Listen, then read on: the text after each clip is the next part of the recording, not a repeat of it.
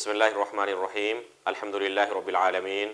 والصلاة والسلام علی رسولہ محمد وآلہ وصحبہ اجمعین اشہد ان لا الہ الا اللہ وحدہ لا شریک لہ واشہد ان محمدا عبدہ ورسولہ اما بعد۔ ناظرین اکرام، دارالخیر فاؤنڈیشن کے شعبہ دعوت و تبلیغ میں آپ کا خیر مقدم ہے۔ آپ کے سامنے ایک اہم موضوع پر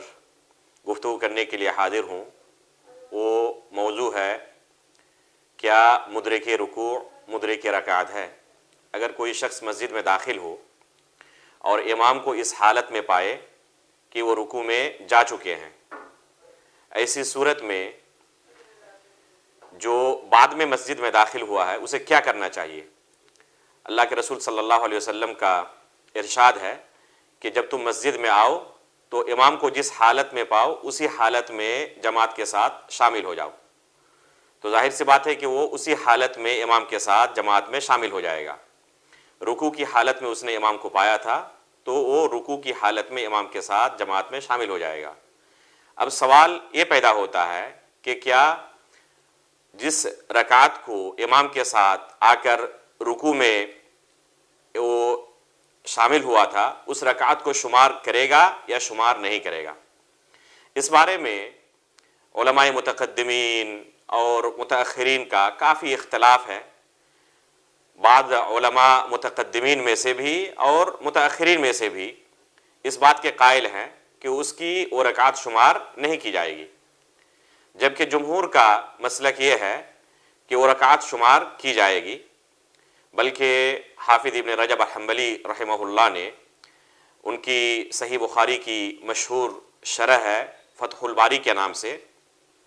اس کتاب میں انہوں نے امام اسحاق ابن راہویہ اور دیگر محدثین سے، دیگر علماء سے اس بات پر اجماع نقل کیا ہے کہ وہ رکعت شمار کی جائے گی، بلکہ اسی کتاب میں انہوں نے بعض علماء سے نقل کیا ہے کہ اس بارے میں اختلاف بالکل شاذ ہے۔ اکثر علماء کا یہی موقف ہے کہ وہ رکعت شمار کی جائے گی، لیکن تمام علماء کے مواقف کو جمع کرنے کے بعد ظاہر یہی ہوتا ہے کہ اس بارے میں اختلاف سلف کے زمانے سے رہا ہے۔ امام علی بن مدینی، امام بخاری رحمہ اللہ، امام ابن خزیمہ رحمہ اللہ، اسی طرح ابن حزم الظاہری رحمہ اللہ، یہ علماء متقدمین میں سے ہیں۔ انہوں نے کہا ہے کہ وہ رکعت شمار نہیں کی جائے گی، لیکن اکثر و بیشتر سلف صالحین، متقدمین علماء، متأخرین علماء، سب کا موقف یہی رہا ہے کہ وہ رکعت شمار کی جائے گی۔ جہاں تک ہندوستان کے مشہور محدثین کی بات ہے، علماء اکرام کی بات ہے، تو بر صغیر کے اندر مشہور قول علماء اہل حدیث کا یہی رہا ہے کہ وہ رکعت شمار نہیں کی جائے گی۔ مثلا صاحب تحفہ، صاحب عون المعبود، اسی طرح شیخ الحدیث صاحب مرعات نے یہی موقف اختیار کیا ہے کہ وہ رکعت شمار نہیں کی جائے گی۔ دلائل کی روح سے جو قول سب سے زیادہ قریب تر معلوم ہوتا ہے وہ یہ ہے کہ وہ رکعت شمار کی جائے گی۔ اس کی متعدد دلیلیں ہیں۔ سب سے قوی دلیل یہ ہے کہ ابو بکرہ رضی اللہ تعالی عنہ ایک مشہور صحابی ہیں، یہ ابو بکر صدیق رضی اللہ تعالی عنہ نہیں ہے، ایک دوسرے صحابی ہیں ابو بکرہ رضی اللہ تعالی عنہ۔ انہوں نے اللہ کے رسول صلی اللہ علیہ وسلم کے زمانے میں ان کا ایک عمل منقول ہے، سنن ابی داؤد وغیرہ میں یہ حدیث آئی ہوئی ہے۔ مسجد میں داخل ہوئے، اللہ کے رسول صلی اللہ علیہ وسلم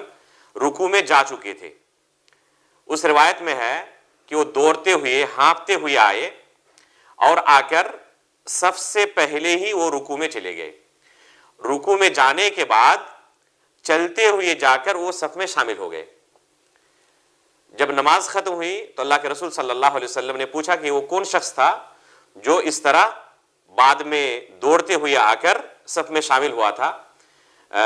اس کی سانس بھی پھول رہی تھی۔ تو اللہ کے رسول صلی اللہ علیہ وسلم نے جب یہ دریافت کیا تو ابو بکر رضی اللہ تعالیٰ عنہ ایک کھڑے ہوئے، انہوں نے کہا کہ اللہ کے رسول میں ہی تھا۔ تو اللہ کے رسول صلی اللہ علیہ وسلم نے فرمایا زادک اللہ حرصا ولا تعد،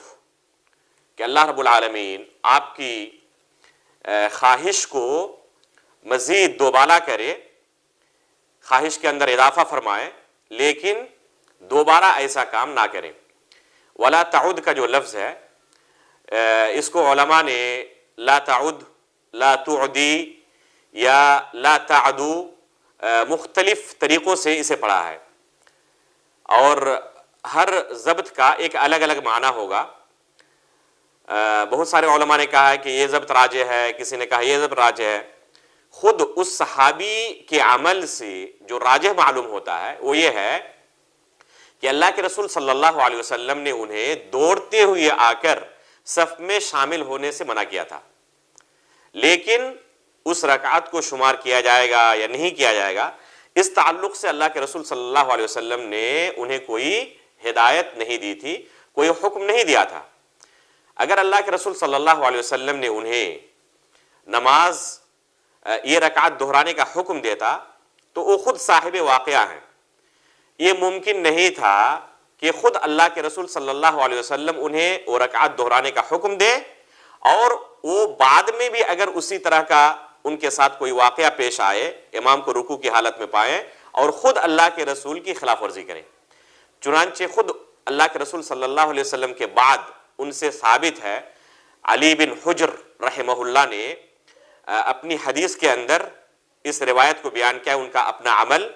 کہ اسی طرح وہ بعد میں مسجد میں داخل ہوتے اور امام کو رکوع کی حالت میں پاتے تو رکوع میں چلے جاتے، لیکن اس رکعت کو شمار کرتے تھے۔ اگر اللہ کے رسول صلی اللہ علیہ وسلم نے انہیں وہ رکعت دہرانے کا حکم دیا ہوتا تو یہ ممکن ہی نہیں تھا کہ خود وہ صاحب واقعہ ہو، اللہ کے رسول نے خود انہیں حکم دیا ہو اور اللہ کے رسول کی خلاف ورزی کرتے ہوئے وہ اس رکعت کو شمار کرتے ہوں، یہ ممکن ہی نہیں ہے۔ اس لیے خود ان کا عمل یہ متعین کر دیتا ہے کہ اللہ کے رسول صلی اللہ علیہ وسلم نے اس رکعت کو دہرانے کا حکم نہیں دیا تھا۔ اسی طرح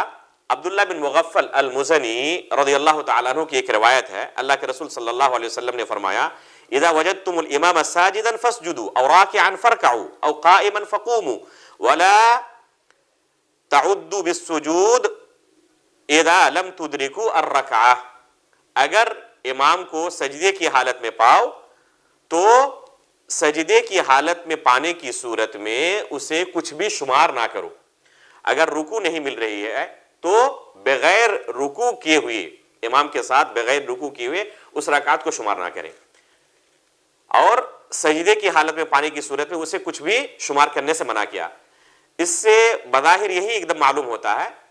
کہ اگر رکوع پا لیتا تو اس رکعت کو شمار کیا جاتا۔ اسی طرح عبداللہ بن مسعود رضی اللہ تعالیٰ عنہ کا ایک عمل صحیح سند سے مروی ہے، وہ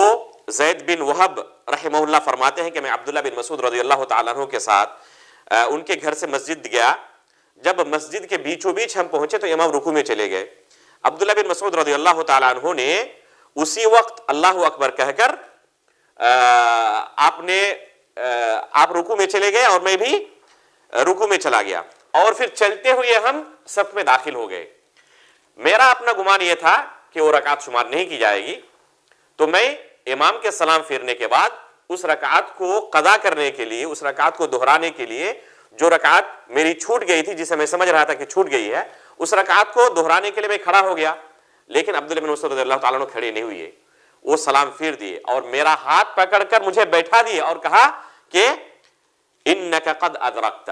آپ نے وہ رکعت پا لی ہے۔ عبداللہ بن مسعود رضی اللہ تعالیٰ عنہ کا یقین کے ساتھ اس صحابی کو، اس تابعی کو بیٹھانا اس بات کی دلیل ہے کہ انہیں اس مسئلے میں کوئی شک نہیں تھا، اگر شک ہوتا تو وہ انہیں کھڑے ہو جانے کے بعد پھر دوبارہ نہیں بیٹھاتے، اور یہ حدیث صحیح سند سے مروی ہے۔ اس لیے اس مسئلے میں راجح یہی معلوم ہوتا ہے کہ اگر کوئی امام کو رکوع کی حالت میں پائے تو وہ رکعت شمار کی جائے گی۔ البتہ کوئی کہہ سکتا ہے کہ اسے قیام نہیں ملا ہے، سورہ فاتحہ نہیں ملا ہے اور یہ رکن ہے، تو بغیر رکن کی رکعت کیسے ہو جائے گی؟ اس کا جواب یہ ہے کہ خود اللہ کے رسول صلی اللہ علیہ وسلم سے ہی ہمیں یہ تعلیم ملی ہے کہ یہ رکن ہے، اور خود اللہ کے رسول صلی اللہ علیہ وسلم نے اس خاص صورت میں رخصت دی ہے کہ اس خاص صورت میں وہ رکعت شمار کی جائے گی۔ ہاں کسی کو وقت ملے اس کے باوجود وہ سورہ فاتحہ نہ پڑھے تو ایسی صورت میں اس رکعت کو شمار نہیں کیا جائے گا۔ مثلا کوئی نماز میں شامل ہو گیا اور شامل ہونے کے بعد کسی رکعت میں اس کا ذہن کہیں غافل ہو گیا اور امام رکوع میں چلا گیا اور اس وقت تک اس نے سورہ فاتحہ نہیں پڑھا تھا،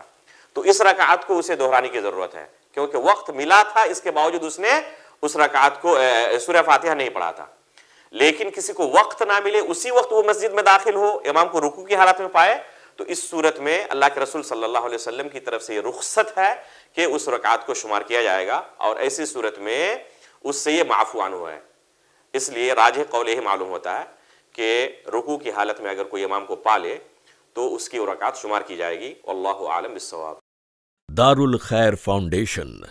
آئیے ہمارے ساتھ جڑیں اور خیر کو عام کریں۔